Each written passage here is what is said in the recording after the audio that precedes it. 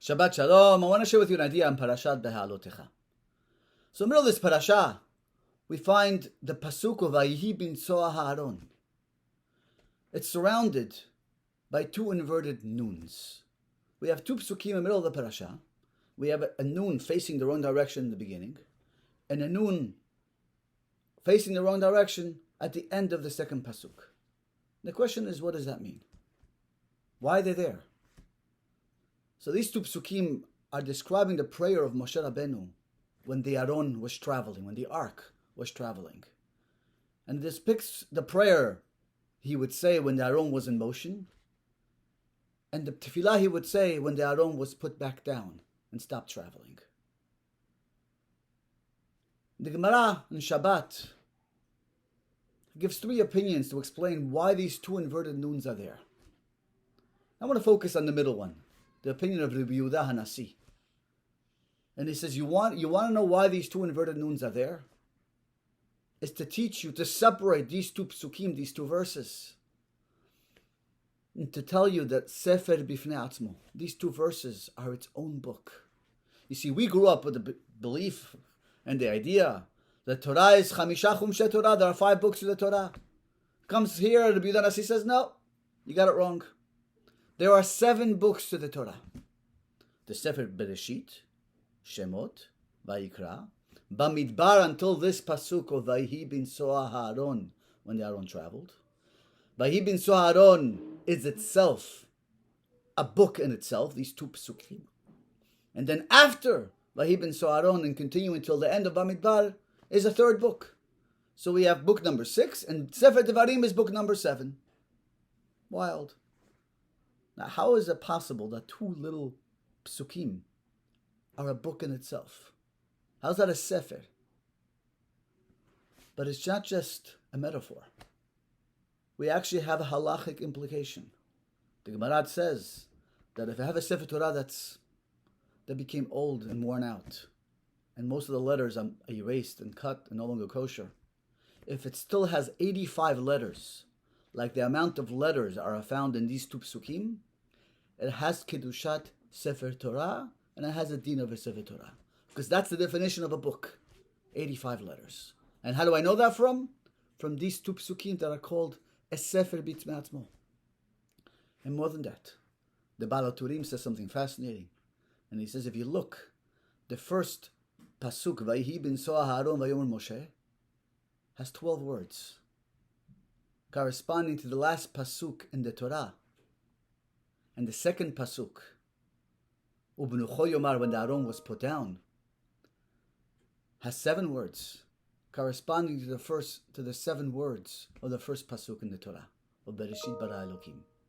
And the message is, these two psukim really represent the whole Torah, a book, the Torah in itself. What does that mean? So I want to share with you a fascinating idea.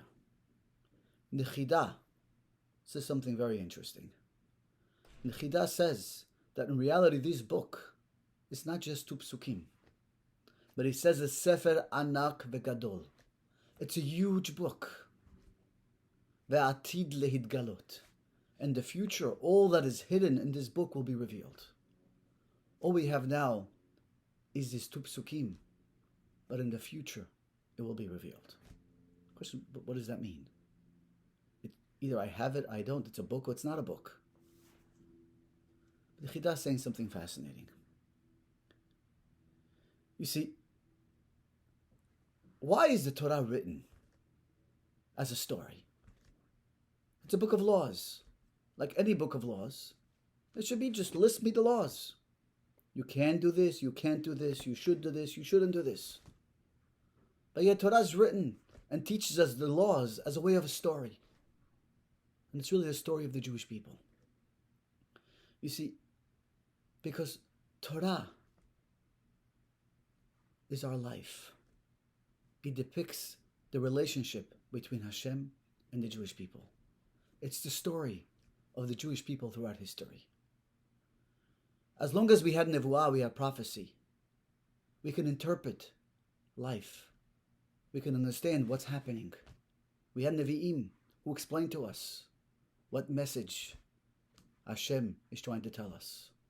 So from the beginning, through the 5 books of the Torah and books of Yoshua and Shoftim Melachim, all the way to the destruction of the Bet HaMikdash, we have that Torah because we had Nevi'im to interpret what happened.